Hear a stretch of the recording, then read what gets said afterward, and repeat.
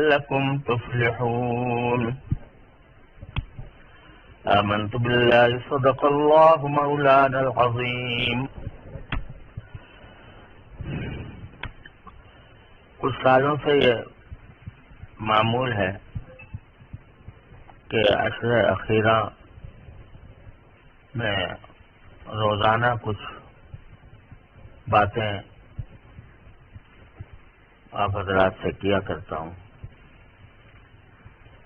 اور خاص طور سے ان حضرات کی رعایت مقصود ہوتی ہے جو اس عشرے میں اعتکاف مسنون کے لیے مسجد میں بیٹھتے ہیں۔ تو سب سے پہلے تو میں ان تمام حضرات کا جو ماشاءاللہ اعتکاف کی سنت سے مستفید ہو رہے ہیں، ان سب کو مبارکباد دیتا ہوں کہ اللہ تبارک و تعالیٰ نے انہیں اپنے در پر آ کر پڑے رہنے کی توفیق عطا فرمائی۔ میں اپنے کچھ اعذار کی بنا پر اس سنت کی ادائیگی سے کئی سال سے محروم رہتا ہوں، لیکن جو حضرات اس سنت سے مستفید ہو رہے ہیں اور مسجد میں اعتکاف کر رہے ہیں، وہ میرے لیے قابل رشک بھی ہیں، اور ان کی کوئی خدمت کر لینا، یعنی ان سے کوئی دین کی بات کر لینا، اس کو میں اپنے لیے سعادت سمجھتا ہوں، اور سب کچھ بعید نہیں ہے کہ اللہ تبارک و تعالی اس کی برکت سے مجھے ان حضرات معتکفین کے اوپر جو اللہ تعالیٰ کی رحمت نازل ہوں گی، ان کا کوئی چھینٹا اللہ تبارک و تعالیٰ میرے اوپر بھی ڈال دے۔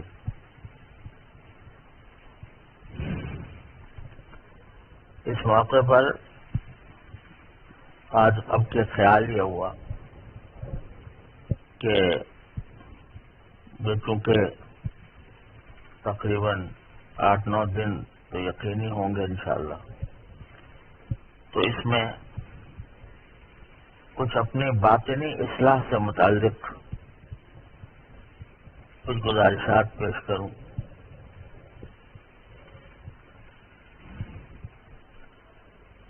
اور اس کی وجہ یہ ہے کہ جہاں تک ہمارے ظاہری اعمال کا تعلق ہے، نماز ہے، روزہ ہے، اعتکاف ہے، تلاوت ہے، ذکر ہے، تسبیح ہے، یہ ظاہری اعمال اور ظاہری نیکیاں اللہ تبارک و تعالیٰ کے فضل و کرم سے حاصل ہے۔ ایسے حضرات سے خطاب نہیں ہو رہا کہ جو نماز اعوذ باللہ نہ پڑھتے ہوں، یا روزہ نہ رکھتے ہوں، یا اس مقدس مہینے کی اہمیت کے قائل نہ ہوں، یا اس کے مطابق ان کا عمل نہ ہو۔ الحمدللہ خطاب ایسے حضرات سے ہے جو بفضل اللہ سبحانہ و تعالی یہ تمام ظاہری اعمال انجام دیتے ہیں، اور اس لحاظ سے وہ مبارکباد کے مستحق ہیں۔ لیکن اس طرف توجہ دلانی ہے وہ یہ کہ جتنے بھی ہمارے ظاہری اعمال ہیں ان کا ایک تو ظاہری جسم ہے، ظاہر ہے، جو آنکھوں سے نظر آتا ہے۔ ایک آدمی نماز پڑھ رہا ہے، آنکھوں سے دیکھ سکتے ہیں کہ بھئی وہ نماز پڑھ رہا ہے، اور یہ بھی دیکھ سکتے ہیں کہ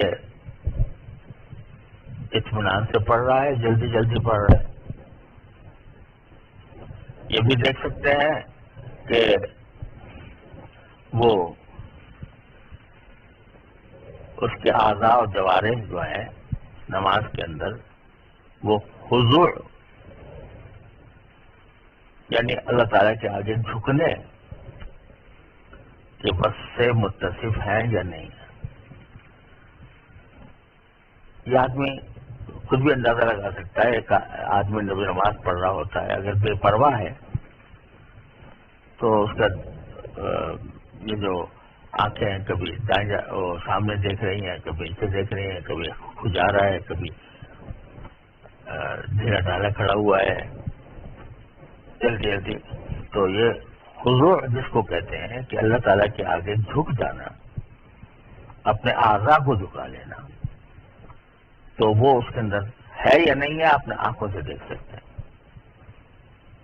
کوئی ایسا آدمی نظر آتا ہے جو جس کو دیکھ کے معلوم ہوتا ہے کہ یہ اللہ تعالیٰ کے آگے پورا جھکا ہوا ہے، تو اس پر رشک آتا ہے کہ اللہ تعالیٰ نے اس کو یہ توفیق عطا فرمائی۔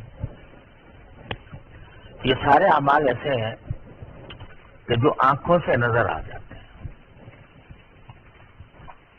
لیکن ان آنکھوں سے نظر آنے والے اعمال کی ایک روح ہے۔ جیسے کہ انسان کے جسم کے اندر ایک روح ہوتی ہے کہ جب تک وہ روح ہے اس وقت تک وہ زندہ سمجھا جائے گا، اور روح نکل جائے گی تو وہ مردہ ہو جائے گا۔ حالانکہ جب روح نکل گئی تو بظاہر دیکھنے میں تو سارے اعضاء و جوارح وہی ہیں، کان ہے، آنکھ ہے، ناک ہے، سر ہے، ہاتھ ہے، پاؤں ہے، جسم ہے، سب نظر آ رہا ہے، لیکن روح نکل گئی۔ تو روح نکل جانے کا مطلب کیا ہوا کہ اب وہ لاش ہے، اب اس کو نام بھی اس کا نہیں لیں گے۔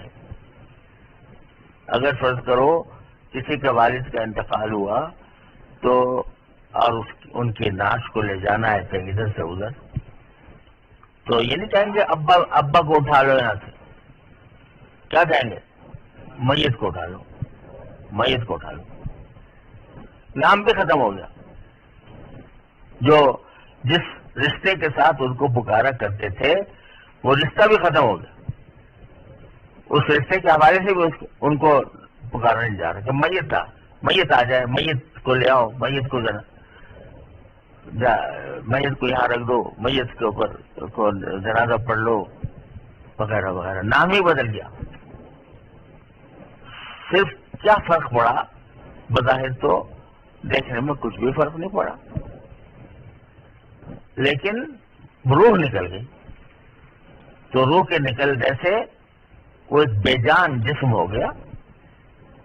اب اس کو چاہے کافور لگاؤ، چاہے اس کو خوشبو لگاؤ، چاہے اس کو سنگھار کرو، کچھ بھی کرو، لیکن وہ ایک بے جان جسم ہے، اس میں روح ختم ہو چکی۔ تو اسی طرح یہ اعمال جو ہم انجام دیتے ہیں، چاہے وہ نماز ہو، چاہے روزہ ہو، چاہے حج ہو، چاہے زکوٰۃ ہو، ان کا ایک جسم ہے، ظاہری جسم ہے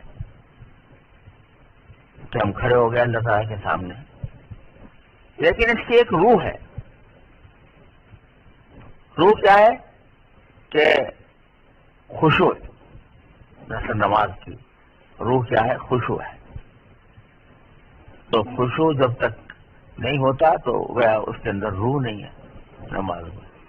نماز ہے، اور اگر خشوع نہیں ہے تو کسی مفتی کے پاس جاؤ تو فتویٰ تو دے دے گا کہ نماز ہو گئی، کیونکہ فتویٰ ظاہر کے اوپر دیا جاتا ہے، تو ہو گئی نماز۔ لیکن کس درجے ہوئی اور اللہ جل جلالہ کی بارگاہ میں اس کی کیا قدر و قیمت ہے، خشوع حاصل ہوا یا نہیں ہوا، یہ دیکھنے والا پتہ نہیں لگا سکتا. یہ اندر کا کام ہے، دل کا کام ہے. دل اگر متوجہ ہے اللہ جل جلالہ کی طرف، دل اگر متوجہ ہے اس بات کی طرف کہ میں اپنے اللہ کے سامنے کھڑا ہوں، کسی بڑی بارگاہ میں حاضر ہوں، تو اس سے معنی یہ کہ اس عمل کے اندر روح بھی ہے. اور اگر نہیں ہے تو اس کا مطلب یہ کہ وہ ظاہری جسم تو ہے لیکن اندر سے روح موجود نہیں. یہی حال سارے اعمال کا ہے. اور اسی لیے بہت سے اعمال وہ ہیں جو روح سے تعلق رکھتے ہیں. روح کا مرکز ہے قلب. اللہ تبارک و تعالیٰ نے روح کا مرکز قلب کو بنایا ہے. تو دل جو ہے اس سے متعلق بہت سے احکام اللہ تعالیٰ نے عطا فرمائے. یہ دل جو ہے نا، یہی ایسی ایک مستقل دنیا ہے. دل صرف ایک جسم کا لوتھڑا، اس کا گوشت کا لوتھڑا ہی نہیں ہے، بلکہ وہ کیا ہے؟ وہ ایک جہان ہے. جہان ہے خیالات کا، تصورات کا، جذبات کا. یہیں سے اچھے جذبے پیدا ہوتے ہیں، یہیں سے برے جذبے پیدا ہوتے ہیں. یہیں سے انسان جو ہے وہ اس کے اندر اخلاق حسنہ پرورش پاتے ہیں، اور یہی اخلاق رذیلہ کا اجتماع ہوتا ہے. یہ ایک اللہ تعالیٰ نے یہ باطنی دنیا بنائی ہے، دل کی دنیا. اس میں اللہ تبارک و تعالیٰ نے اس سے متعلق کچھ احکام عطا فرمائے. جیسے نماز کے ظاہر کو درست کرنے کے لیے فقہ کے احکام ہے، پورا علم ہے فقہ کا. اس میں بتایا جاتا ہے کہ نماز کس طرح ہوتی ہے، کون سی چیزیں اس کو توڑ دیتی ہیں، کون سی چیزیں کون سی اس میں سنتیں ہیں، کون سی اس میں فرائض ہیں، کون سی اس میں مستحبات ہیں. تو اسی طرح جو باطنی اعمال ہیں جن کو اخلاق باطنہ کہنا چاہیے، اس کے متعلق بھی بہت سے احکام متعلق ہیں. لوگوں کو یہ تو پتہ ہے کہ مثلا کہ نماز فرض ہے، لیکن نماز کی اصل روح جو ہے خشوع، اس کے بارے میں پتہ تو ہے، مگر یہ کہ وہ حاصل نہیں ہوتی. کس طرح حاصل ہو، اس کا طریقہ کیا ہو، یہ بتائیں گے کون؟ اہل طریق. اگرچہ ہے یہ بھی شریعت ہی کا حصہ، لیکن امتیاز کے لیے دو حصوں کو الگ الگ بیان کرنے کے لیے ایک کو شریعت کہتے ہیں، ایک کو طریقت کہتے ہیں. ظاہری اعمال سے متعلق جو احکام ہیں وہ شریعت کہلاتے ہیں عرف عام میں، اور جو باطن سے تعلق رکھنے والے احکام ہیں ان کو طریقت یا تصوف یا احسان یا سلوک مختلف نام دیے جاتے ہیں. ہے اصل میں وہ بھی شریعت کا حصہ. اب آپ دیکھیں کہ جس طرح مثال کے طور پر انسان کے ذمے یہ ہے کہ وہ شراب نہ پیے، خنزیر نہ کھائے، حرام چیزوں کی طرف نہ جائے، تو اسی طرح حسد بھی تو حرام ہے. حسد بھی تو حرام ہے، اور تکبر بھی تو حرام ہے، اور ریاکاری بھی تو حرام ہے. یہ سب کام سے اعمال ہیں جو دل سے ہوتے ہیں. حسد جب ہوتا ہے تو کہاں ہوتا ہے؟ دل میں ہوتا ہے. ریاکاری ہوتی ہے تو کہاں ہوتی ہے؟ دل میں ہوتی ہے. دکھاوے کا جذبہ پیدا ہوتا ہے. اور اگر تکبر ہوتا ہے تو کہاں ہوتا ہے؟ دل میں ہوتا ہے. اصل اس کی جو جڑ ہے وہ دل میں ہے. تو یہ باطنی گناہ ہوتے ہیں بہت سے، اور باطنی فرائض و واجبات ہوتے ہیں بہت سے. اور یہ باطن کے جو اعمال ہیں یہ در حقیقت اگر دیکھا جائے تو ظاہر کے اعمال کی بنیاد ہوتے ہیں. ظاہر کے اعمال بھی اس وقت درست ہوں گے جبکہ باطن درست ہوگا. جب آدمی کے اخلاق جو ہے وہ اصلاح کیے جا چکے ہوں گے تو پھر ہوگا. تو اس لیے جس طرح فقہ کا علم حاصل کرنا ضروری ہے، بقدر ضرورت تو ہر ایک انسان کے ذمہ فرض ہے، اور زیادہ تفصیلات وغیرہ علماء کرام بیان فرماتے ہیں. مدارس میں ان کی تعلیم ہوتی ہے، اس کے لیے باقاعدہ درسگاہیں قائم ہیں.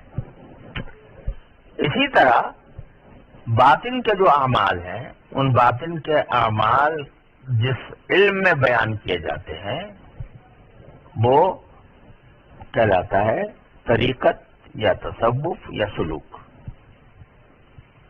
لوگوں نے تصوف کو پتہ نہیں کیا کیا تصورات تصوف کے بارے میں قائم کر لیے کہ اس میں کوئی احوال ہوتے ہیں، کچھ کیفیات ہوتی ہیں، کچھ کشف ہوتا ہے، کچھ کرامات ہوتی ہیں. خوب سمجھ لیں کہ ان کا تصوف سے کوئی تعلق نہیں، کوئی تعلق نہیں.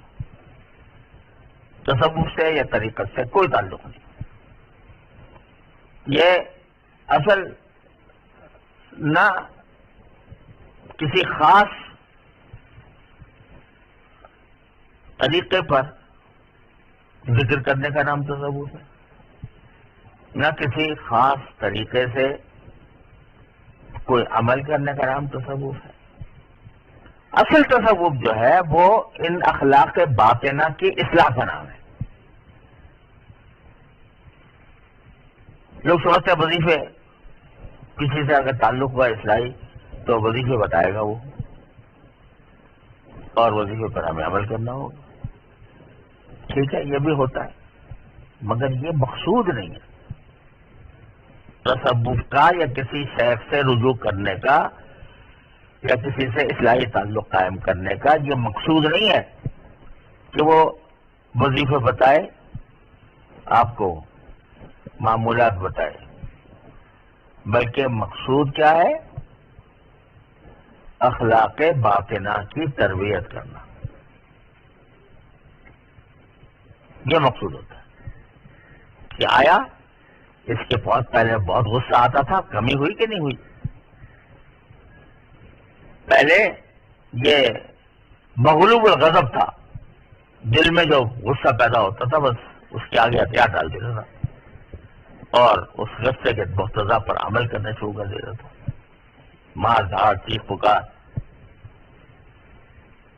اب کسی کے گھر کسی کے پاس گیا، کسی شیخ کے پاس، کسی اللہ والے کے پاس جا کر اپنے نفس کو کچلا. اب اس کچلنے کے نتیجے میں غصہ کتنا آتا ہے؟ غصہ کتنا آتا ہے؟ یہاں تک کہ حضرت صدیق اکبر، حضرت فاروق اعظم جیسا انسان، بڑے مشتعل مزاج، ایسے کہ جلالی بزرگ نبی کریم صلی اللہ علیہ وسلم کی صحبت میں چند دن گزارے تو کیا حال ہو گیا کہ ابو بکر صدیق رضی اللہ تعالیٰ عنہ جو اتنے نرم آدمی ہیں وہ فرما رہے اجبار فی الجاہلیت خوار فی الاسلام. جب حضرت صدیق اکبر رضی اللہ تعالیٰ عنہ نے ارادہ کیا جہاد کا مانعین زکوٰۃ سے تو ان کو تعامل ہو رہا تھا، بلکہ جیسے اسامہ کے موقع اسامہ کا جو لشکر حضور اقدس صلی اللہ علیہ وسلم تیار کیا تھا اس کو بھیجا نہیں تھا کہ وفات ہو گئی. تو صدیق اکبر رضی اللہ عنہ کہتے بھیجوں گا جو حضور نے جس کو تیار کیا میں بھیجوں گا اس کو. حضرت عمر کہتے حالات ایسے نہیں ہیں، اس وقت خود کو مستحکم کرنے کی ضرورت ہے، یا ایسی حالت میں تو وہ رائے پیش کر رہے تھے کہ ابھی نہیں بھیجنا چاہیے وہ رشتے. اور صدیق اکبر کہتے تھے کہ جب رسول کریم صلی اللہ علیہ وسلم نے ایک لشکر تیار کر دیا تھا تو میں کون ہوں اس کو روکنے والا؟ نہیں روکوں گا. تو اس حضرت فاروق اعظم کہہ رہے تھے کہ جی ابھی ذرا مصلحت کا خلاف. تو اس موقع پر حضرت صدیق اکبر نے کیا کہا؟ جباروں کی جاہلیت خباروں فی الاسلام. جاہلیت میں تو اتنے تم زبردست جبار تھے، بڑے غصے والے تھے، اسلام میں آ کے اتنے بزدل ہو گئے کہ مصلحتیں سوچ رہے ہو اس بات کے لیے کہ جس کام کے لیے رسول کریم صلی اللہ علیہ وسلم نے فرمایا تھا. اللہ. تو غصہ جو تھا اس کو کس طرح قابو کیا نبی کریم صلی اللہ علیہ وسلم کے صحبت میں رہ کر. اب ایک عورت کھڑے ہو کر کہہ رہی ہے کہ عمر تمہیں قرآن بھی نہیں آتا، کہ تم کہہ رہے ہو کہ زیادہ مہر نہ رکھا کرو عورتوں کے، تمہیں قرآن بھی نہیں آتا. قرآن میں ہے کہ آتے ہی تو احداہن قنطارا. قرآن کہتا ہے کہ اگر کسی عورت کو مہر کے طور پر ایک ڈھیر دیا گیا ہو سونے چاندی کا تو اس سے واپس لے لینا. تو اللہ تعالیٰ تو کہہ رہے ہیں ڈھیر بھی دے سکتے ہیں، اور تم کہہ رہے ہو کہ مہر کم رکھا کرو. تو کھڑے ہو کے مجمع کے اندر کہہ رہی تھی. اگر وہ جلال ہوتا فاروق اعظم کا جو کبھی تھا، غصہ ہوتا تو کیا ہوتا اس کا عورت کا حشر. لیکن فوراً گردن ڈال دی. چاہے افسوس کہ ایک عورت کو بھی قرآن کا مجھ سے زیادہ پتہ ہے. تو ایسے لوگ، یہ ہے تزکیہ جس کو کہتے ہیں، زکی. وہ غصہ ٹوٹ کے اتنی تواضع میں تبدیل ہو گیا کہ دنیا نے دیکھا. تو باطن کی تربیت کا مطلب یہ ہے کہ اس کے اندر جو رذائل پیدا ہوتے ہیں، حسد پیدا ہو رہا ہے اسی سے. اب یہ بہت زیادہ کثیر الوقوع چیز ہے، بکثرت پیدا ہو جاتا ہے. کسی آدمی کو آگے بڑھتے ہوئے دیکھ کے دل میں جلن ہونے لگتی، تو یہ بہت ہوتا ہے. اب اس کا کیا علاج ہوگا؟ کس طرح اس کو اپنے آپ کو اس سے بچائیں گے؟ بغض پیدا ہو گیا کسی سے، اعوذ باللہ، تو اس سے کیسے بچیں گے؟ ریاکاری ہو رہی ہے، اخلاص نہیں ہے. کوئی کام جو ہو رہا ہے وہ دکھاوے کے لیے ہو رہا ہے. یہ دکھاوا کرنا یہ دل کا ایک گناہ ہے. بظاہر تو آدمی صدقہ دے رہا ہے، لیکن اندر سے وہ دل اس کا دکھاوے کے طرف مائل ہے، دکھاوے پر لگا ہوا ہے. تو بے حقیقت ہے وہ صدقہ جس کا کوئی اجر بھی نہیں. پیسے بھی گئے اور ثواب بھی گیا. ہدیہ، کسی کو ہدیہ دینا شادی بیاہ کے موقع پہ مثلاً تو جائز ہے، بلکہ قابل تعریف ہے. لیکن اگر کوئی شخص یہ کام کرے اس لیے کہ وہی بدلے میں کر رہا ہوں، اسے دیا تھا لاؤ میں بھی کرتا ہوں، نہ اللہ کو راضی کرنا مقصود ہے، نہ اپنے دل کی کوئی خواہش پورا کرنا مقصود ہے محبت والی، تو یہ باطن کا گناہ ہو گیا۔ تو جب کسی شیخ کے پاس بندہ جاتا ہے تو اصل جو سبق لینا ہے وہ ان رذائل سے بچانا اپنے آپ کو، ان کی اصلاح کرانا، اور فضائل یعنی تواضع، اخلاص، ایثار، یہ اوصاف پیدا کرانے مقصود ہے۔ تو اس لیے یہ جتنا ضروری یہ ہے کہ ہم نماز کا طریقہ سیکھیں، اتنا ہی ضروری یہ بھی ہے کہ اس کے جو باطنی صفات ہیں اس کو سیکھیں، اس کی تربیت حاصل کریں۔ جتنا ضروری یہ ہے کہ اپنے آپ کو نگاہوں کو بچائیں، دل کو بچائیں اور کانوں کو بچائیں، اتنا ہی ضروری یہ بھی ہے کہ ہم اپنے آپ کو حسد سے بچائیں، ریاکاری سے بچائیں، بغض سے بچائیں، تکبر سے بچائیں۔ تو اس لیے یہ ایک مستقل علم ہے، اور اس علم کا مسئلہ دوسرے علم سے یہ مختلف ہے کہ جو ظاہری چیزوں کا جو علم ہوتا ہے وہ پڑھا دیا، سمجھ میں آ گیا، اب کرنے والا کر رہا ہے نہیں کر رہا ہے وہ جانے۔ لیکن یہ جو ہے باطن والا علم، یہ صرف پڑھانے سے نہیں آتا، اس کی تربیت دینی پڑتی۔